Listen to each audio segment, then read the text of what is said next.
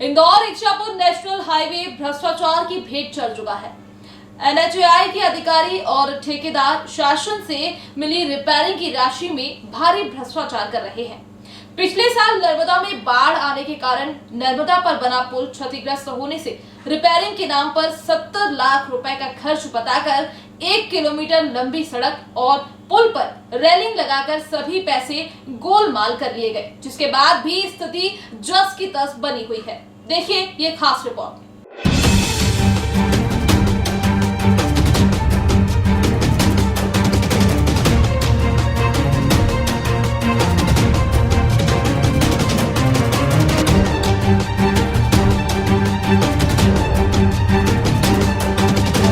Indore Ichhapur highway पर प्रतिदिन भारी वाहनों के साथ ओंकारेश्वर पवित्र तीर्थ नगरी में आने जाने वाले वाहनों का क्रम निरंतर जारी रहता है।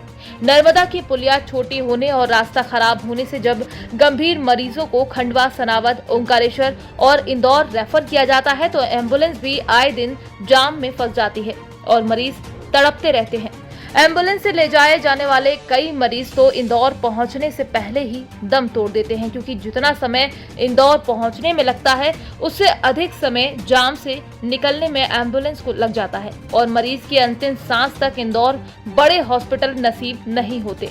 वहीं दूसरे राज्यों से माल भरकर गुजरने वाले भारी वाहन, ट्रक, आयशर जैसे वाहनों के गड्ढों में फंसने के कारण एक्सल टूट जाने से कई वाहन नर्मदा पुल पर खड़े हो जाते हैं और जाम लग जाता है। ओंकारेश्वर और बड़वा पुलिस भारी मशक्कत कर जाम खुलवाने के प्रयास करती है और जब तक पुलिस फोर्स थाने पहुंचती है फिर से जाम लगने की सूचना मिल जाती है, जिस कारण पुलिस को ट्रैफिक डाइवर्ट करना पड़ता है।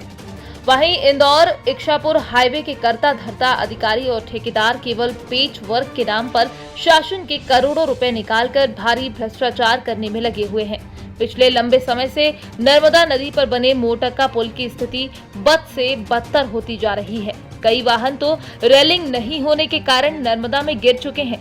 सैकड़ों लोगों की मौत होने के बाद भी शासन प्रशासन की कार्यप्रणाली को लेकर वाहन चालक प्रतिदिन कोसते रहते हैं।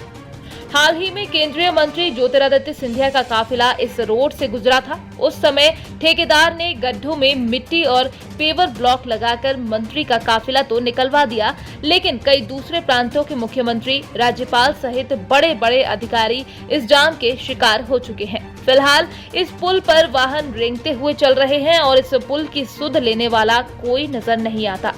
रेड 9 न्यूज के लिए ओंकारेश्वर से मोहित साहू की ये खास रिपोर्ट। इस संबंध में हम यही कहेंगे कि शासन प्रशासन ने इस ओर ध्यान रखना चाहिए। हम विगत 4 माह से देख रहे हैं यहाँ पर ये जो जाम की स्थिति बन रही है, इससे आम लोगों को काफ़ी परेशानियों का सामना करना पड़ रहा है। कई गर्भवती महिलाओं को बड़वा प्राथमिक स्वास्थ्य केंद्र ले जाना पड़ता है तो घंटों गिनती इस जाम में वो महिलाएं प्रसव पीड़ा से फंसी हुई रहती है। इसके बाद कई गंभीर प्रकार की बीमारियों के मरीज भी जिनको इंदौर ले जाना होता है, तो इस जाम के कारण बहुत सारी असुविधाएँ हो रही है और इसके लिए शासन प्रशासन बहुत उदासीन रवैया अपना रहा है। कंपनी से कोई संपर्क न स्थापित करते हुए ये जाम की स्थिति को हटा नहीं रहे हैं। आने वाले समय में हम इसमें आंदोलन करने जा रहे हैं। अगर शासन प्रशासन इस ओर नहीं ध्यान देगा तो सभी लोग, जनता मिल करके आंदोलन के लिए प्रेरित होगी। देखिए भाई साहब, भ्रष्टाचार तो मध्य प्रदेश में होना एक आम बात है और NHAI विभाग द्वारा इंदौर में अपने कार्यालयों पर बैठ के KG गुप्ता कंपनी को 70 लाख रुपए में इंदौर इच्छापुर मार्ग पर स्थित मोटक्का पुल के रख रखाव हेतु 70 लाख रुपए दिए थे। वर्तमान में इस पुल की या पोषण की जगह जगह गड्ढे खड़े हुए हैं।